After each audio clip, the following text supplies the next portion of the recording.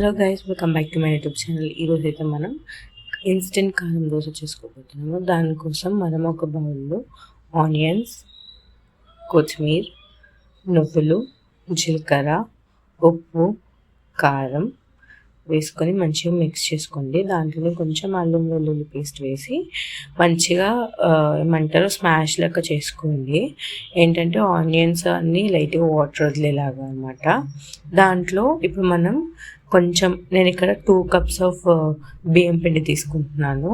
బియ్యం పిండి తీసుకొని మొత్తం అంతా ఒకసారి కలిపి దాన్ని వాటర్ పోసి మంచిగా కలుపుకోవాలన్నమాట.